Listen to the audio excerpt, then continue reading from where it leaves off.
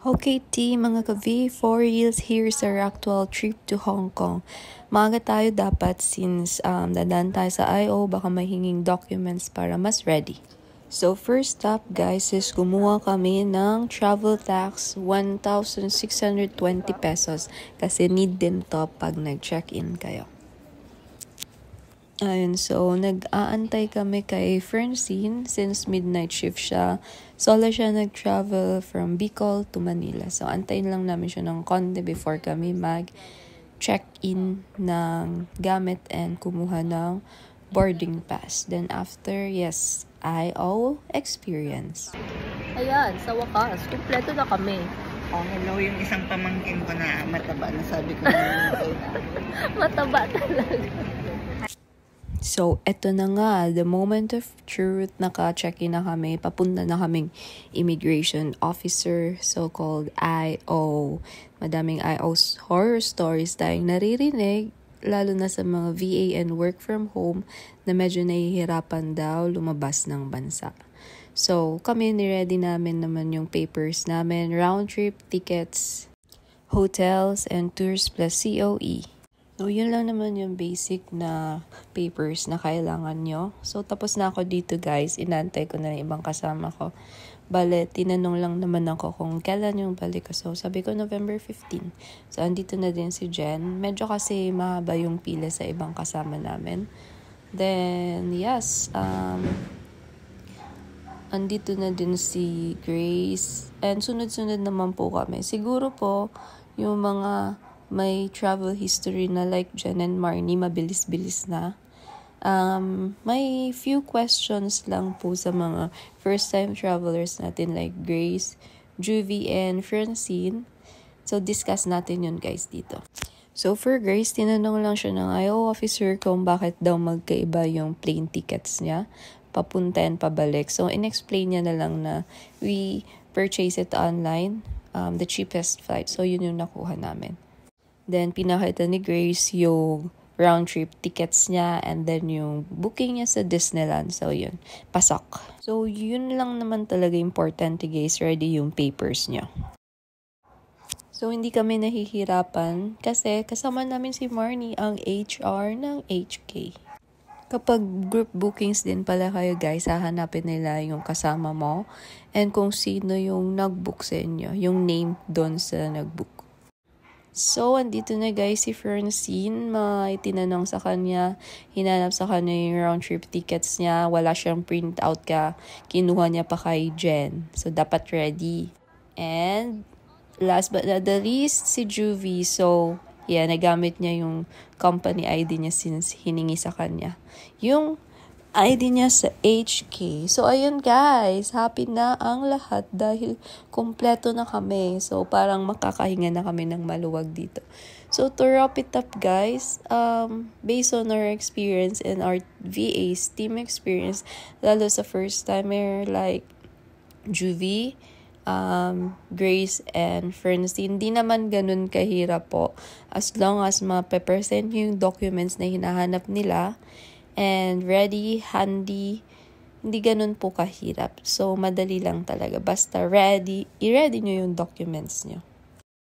Passenger, Mr. John Erdigan. Once again, Mr. John Erdigan. If you're please approach many for ground stop in front of gate 110. So, ayan, team relax na kami ngayon dito guys. Since yun, nalagpasan na namin si I.O. Horror Stories. Okay. So guys, andito po yung yaya namin. Yaya? Yaya? So, ayan po. Tapos, sa plane na tayo, nag-order kami ng food. 250 pesos yung meal. Feeling kasi namin mas tipid kung kakain na kami. And then yan, kakalan lang namin. Medyo maulap po sa Hong Kong pagdating namin. Then yun, yung mahirap pang part is, hindi. Andito pa lang pala kami sa airport. Kakababa lang namin. Nahanap na namin yung exit para sa immigration officer. Kompleto. Hi, Dalian. Hi. Hi. Dito na naman tayo. Ayan na. Yeah!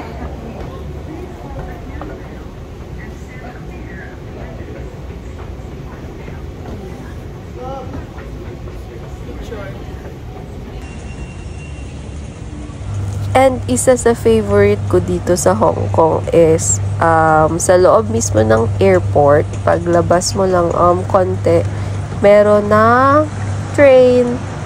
And tong train na to papunta na sa labas na ng Hong Kong. So yeah, 2 minutes lang yung interval ng pagdaan ng train dito. Ayun, waiting kami here. So, ayun guys, nasa loob na kami ng train. HK Express ata yun. So, sobrang bilis niya. Naalog-alog pa kami dyan, no? Sobrang bilis ng takbo. Walang-wala yung MRT natin sa Pilipinas. Yes. Fresh pa. Pwede pala kayo guys mag-claim ng HK goodies worth 100 HKD, sayang naman. And much better guys if palit na kayo ng Hong Kong dollars sa global exchange sa Hong Kong airport na mismo kasi mas okay palit. And bili na din kayo ng octopus card na gagamitin nyo sa mga train, bus. And pwede din siya pang bili ng groceries. Yeah, octopus card po. Bili nyo din sa airport na mismo. Kaya palabas na kami dito. And nasa MTR station na kami. Mali lang yung nababaan namin. Bumaba kami ng Kowloon. Supposed to be Hong Kong. Kasi parang MRT. Hong Kong station dapat. So ito medyo nahirapan kami dito nung una naming baba sa MTR kasi ang haba ng lakarin guys. So wear your most comfortable shoes ito sa Hong Kong kasi hindi biro yung mga interchange. Medyo madami-dami talagang lakaran. And then, yung mga MTR lines, tandaan nyo rin, read carefully para hindi kayo makalagpas. Dito kami medyo natagalan. And wala kami guys matanungan since yung ibang nakakausap namin, ayaw kami kausapin kasi English daw. Ang maganda naman dito is madaming Pinoy kayong makakasalubong. So, ito yung day 1 mga ka-V, 4 reels, airport stories, IO stories. Di na kami nakapag-video pagdating sa hotel since pagod na talaga kami. Lumabas lang kami saglit para mag-check ng dinner. And yan yung nakita naming dinner, mga parang tusok-tusok sa HK, then konting lakad sa HK Night Street. So, ganyan, kabisi kahit it's around 10 PM na madami pa talaga tao. So, that's it, our day 1. See you again, guys. Bye.